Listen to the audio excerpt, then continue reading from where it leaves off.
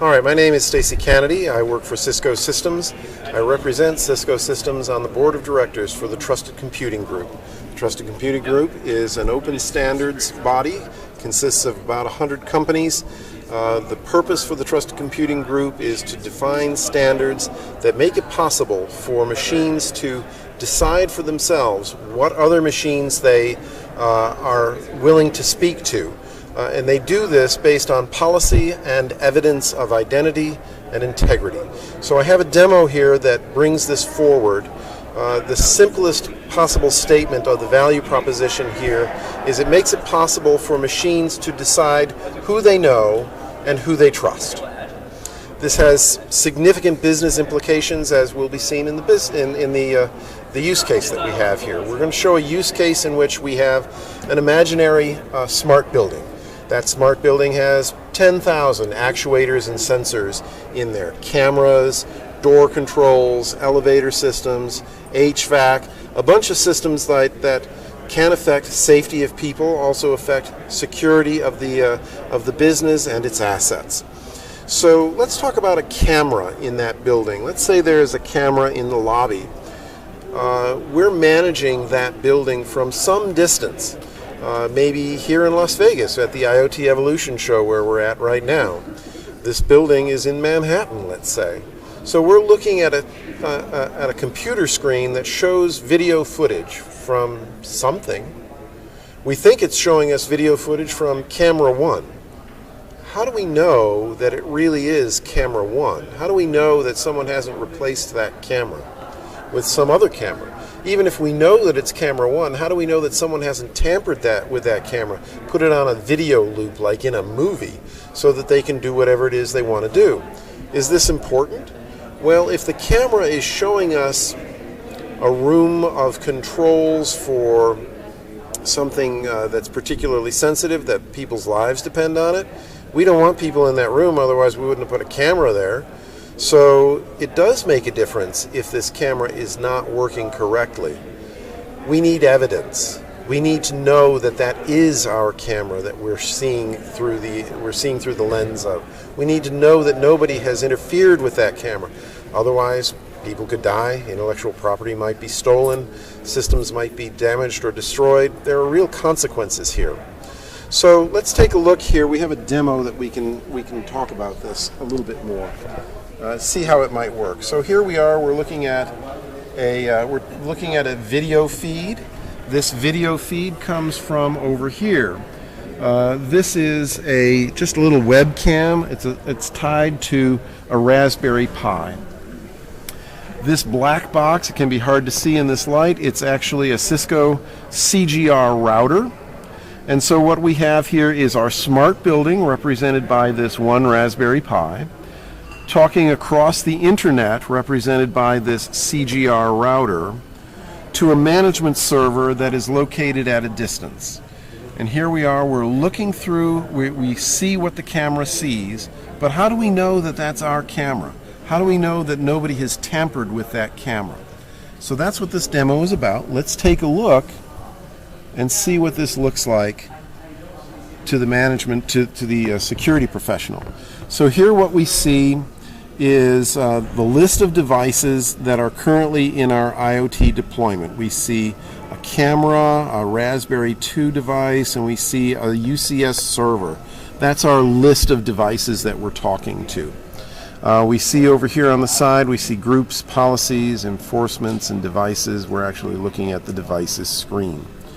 So first of all, let's talk about how do we know that this is actually camera 1? Well, this is the public key for camera 1.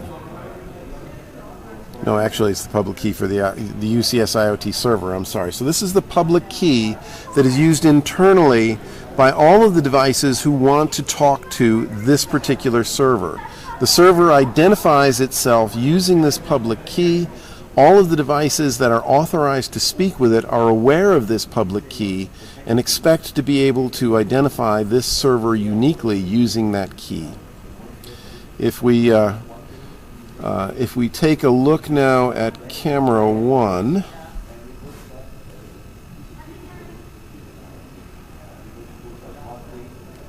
It has a different key. And now we're going to take a look at the device report. Normally what happens when we bring this system up is the camera identifies itself to the router. It provides its key information and an integrity report to the router. The integrity report is a hash value of all of the software that's on the camera. The router decides if it recognizes the public key, and if it does, then it knows that it's camera 1, and it evaluates the integrity report, and if the integrity report matches its expected value, it will allow the Raspberry Pi to associate with the router. The same is done between the router and the server.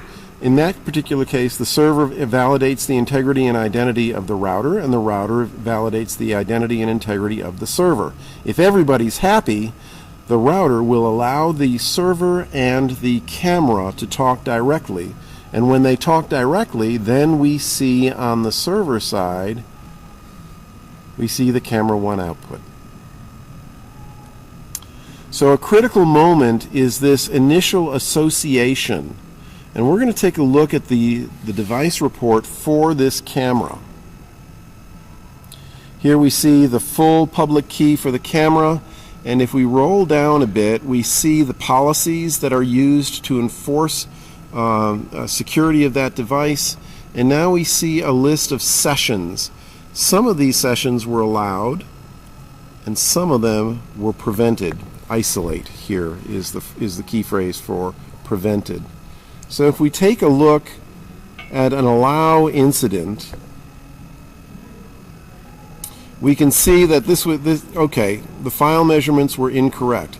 So we're not going to get any more data than this device could not report a useful integrity value to the router. It was actually a fake device. And we allowed it because we had a policy that we were actually having trouble with the device and we were trying to debug it.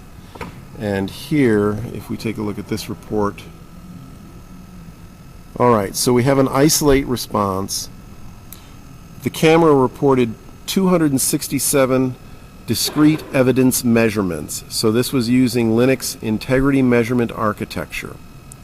Of those 267 discrete values that were reported, the router evaluated 254, finding them to be okay. 12 were unknown, meaning the camera provided more information than the router wanted, and it didn't matter.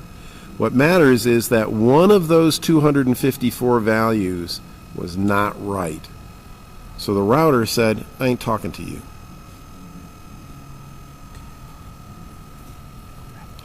Okay, so on the server side, we have a little bit different situation. We're using a slightly different technology. We're using Intel Trusted Execution technology on the server side to evaluate the integrity of the BIOS and of the hypervisor. And when we take a look at the device report for the server, instead of having potentially hundreds or even thousands of integrity reports for the server, we're going to pick one of these allowed. We'll take a look at it. And instead of the over 200, we only have 2. One is for the integrity of the BIOS on the server, the other is for the integrity of the hypervisor on the server. They were found to be okay, and the router said, I'll talk to you. All of these screens that I'm showing you are actually screens that are being reported by the router. So we were looking at the router's view of the world.